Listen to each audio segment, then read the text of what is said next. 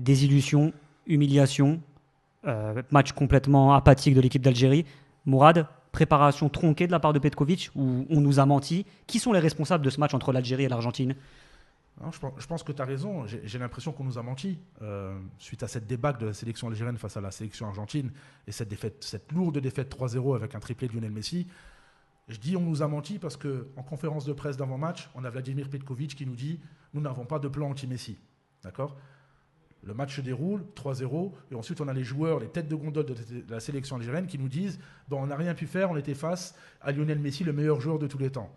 Donc là, je me dis que quelqu'un nous a menti dans cette histoire. Tu vois ce que je veux dire?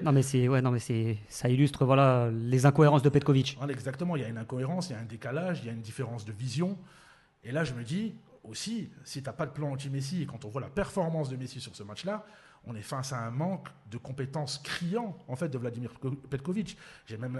On est même proche de la faute professionnelle, de la faute lourde. Donc normalement, je ne dis pas qu'il devrait lui arriver la même chose qu'est arrivé à Sabri Lamouchi avec la sélection tunisienne, mais on n'en est pas loin, parce que si tu n'as pas de plan anti-Messi, c'est que tu dois être sûr de ton animation défensive. C'est que tu as Italie 2006 derrière, tu vois ce que je veux dire? C'est que tu as Buffon, tu as Fabio Cannavaro, Marco Materazzi, que tu as Gattuso, que tu as Pirlo. Or, le bloc défensif de la sélection algérienne, c'est une défense expérimentale. On a Lucas Zidane et le masque de fer.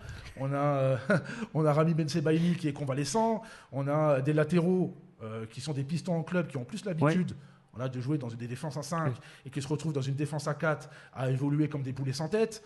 On a Boudaoui qui est totalement à côté de ses pompes et qui lui aussi est convalescent. On a Medtaleb, on sait ce qui lui est arrivé en termes de... Enfin, ce qui est arrivé, son problème cardiaque. Son problème cardiaque. Il y a un peu plus d'1 an, lorsqu'il il évolue toujours au LOSC, il y a un peu plus d'1 an. Donc on est sur un bloc défensif qui est totalement désarticulé, qui n'est pas compact, qui défend en reculant, symptomatique sur les buts de Lionel Messi, notamment le premier. Donc en fait, c'était le terrain de jeu idéal en fait, pour pouvoir permettre à Lionel Messi d'évoluer. C'est son match d'entraînement, en fait. Exactement. Donc dire que tu n'as pas de plan anti-Messi alors que tu le mets dans les meilleures conditions possibles, donc soit c'est un mensonge, ou soit c'est un manque de compétences criant. Et ensuite, il y a la déclaration des joueurs. La déclaration des joueurs, je pense que je vais essayer de rester optimiste parce que beaucoup déjà leur ont tapé dessus, et à juste titre, parce qu'il y a un manque d'engagement, il y a un manque de patriotisme sur le terrain. On pourra parler de la différence entre l'impact du patriotisme sur les performances sur le terrain de l'Argentine et l'impact du manque de patriotisme des joueurs algériens sur leurs performances. On peut parler des hymnes, on peut parler du body language dans les couloirs, on peut parler des demandes des maillots, on peut parler de l'engagement, de l'agressivité, du nombre de kilomètres parcourus, etc., etc.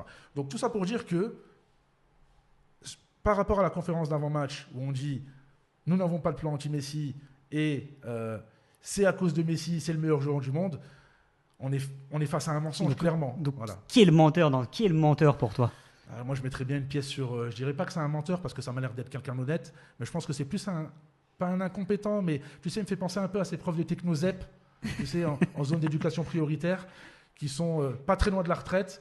Il a enseigné comme ça depuis 30 ans. Il a pris sa dernière planque avec l'Algérie. Il a enseigné comme ça depuis 30 ans. Et à 1 an de la retraite, on ne va pas lui demander de changer sa façon d'enseigner. Et je pense que c'est ce qui se passe avec Vladimir Petkovic.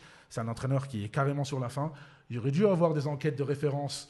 On aurait dû se renseigner un peu plus, notamment sur son passage à Bordeaux, sur la fin de son passage avec la sélection suisse, de savoir qu'en fait, on allait se diriger en fait, vers une débâcle du premier mandat Vladimir Petkovic, parce qu'il y a peut-être un deuxième mandat, puisque il a prolongé. Même s'il y a des conditions, il serait peut-être prolongé. Il a prolongé. Hein.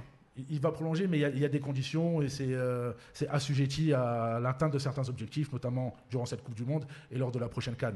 Mais il reste 2 matchs, je n'ai pas envie de cibler les joueurs pour l'instant, c'est un peu trop prématuré.